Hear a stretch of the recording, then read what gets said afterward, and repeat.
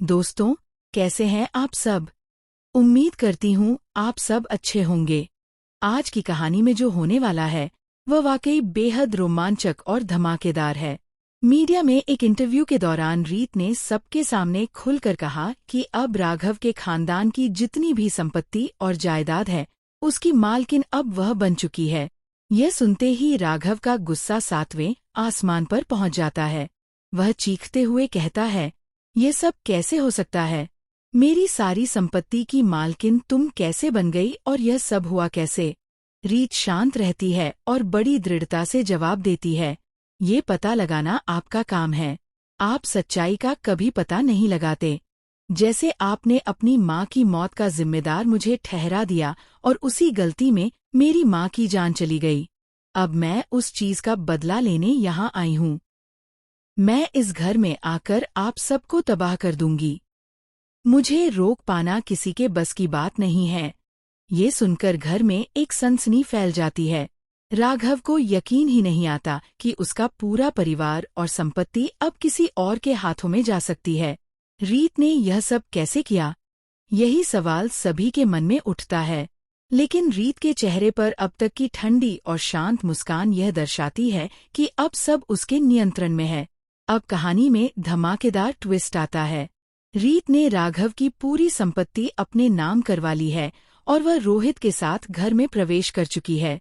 रोहित ने भी अपनी सारी संपत्ति दांव पर लगाकर रीत को जेल से बाहर निकाला है। उसका उद्देश्य भी साफ है, राघव से बदला लेना। रीत और रोहित दोनों का लक्ष्य एक ही है, लेकिन रास्ता अलग है। रीत समझती है कि राघव यह सब बुआजी के कहने पर कर रहा था।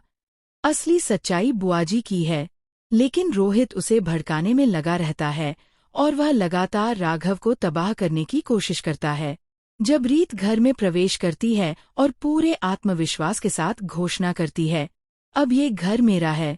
जो लोग इसे छोड़ना नहीं चाहते उन्हें अब अपना बोरिया बिस्तरा बांध कर जाना होगा। तो घर के सभी लोग दंग रह जाते हैं। हर किसी के होश उड़ जाते हैं। नवरात्रि के स्पेशल एपिसोड में यह दृश्य और भी ज्यादा शानदार और रोमांचक होगा। रीत अब बुआजी और उन्नति को घर में नौकरानी बना देती है और कहती है कि अगर आप दोनों इस घर में रहना चाहती हैं तो सारे काम खुद करने होंगे। दोनों हिचकिचाती हैं, लेकिन मजबूरी में काम करने को तैयार हो जाती हैं। रीत जानती है कि उन्हें इतना काम दिया जाए कि वे थक कर हारे। वह घर के हर छोटे बड़े काम में उन्हें शामिल करती है ताकि उनकी हैसियत पूरी तरह से कम हो जाए। क्लाइमैक्स में रोहित और ध्रुव भी घर में रहना शुरू कर देते हैं। ध्रुव के सामने उन्नति को एहसास होता है कि उसने ध्रुव के साथ गलत किया। वह सोचती है कि अगर मैंने उसे धोखा नहीं दिया होता तो आज मैं उसकी पत्नी होती और यह सब मुझे सहना नहीं पड़ता। इस बीच राघव को आखिरकार सच्चाई का पता चलता है। उसे समझ आता है कि रीत सही थी। उसने बुआजी के कहने पर रीत पर गलत आरोप लगाकर उसे जेल में डाल दिया था। अब राघव को अपने किए पर पछतावा होता है और वह सोचता है कि उसने कितना बड़ा नुकसान किया। लेकिन कहानी यहीं खत्म नहीं होती। रीत का मकसद सिर्फ बदला लेना नहीं है, वह परिवार की सच्चाई उजागर करने और हर किसी को उसके कर्मों का फल दिखाने आई है। और अब आने वाले एपिसोड में यह और भी खतरनाक मोड़ लेने वाला है। तो दोस्तों, ये तो अभी शुरुआत है। आगे की कहानी में जो होने वाला है वो और भी रोमांचक और डरावना होने वाला है। अच्छा, फिर मिलेंगे एक नई कहानी के साथ। तब तक के लिए खुश रहिए, सलामत रहिए और देखते रहिए फिल्मी ड्रामा सीरियल।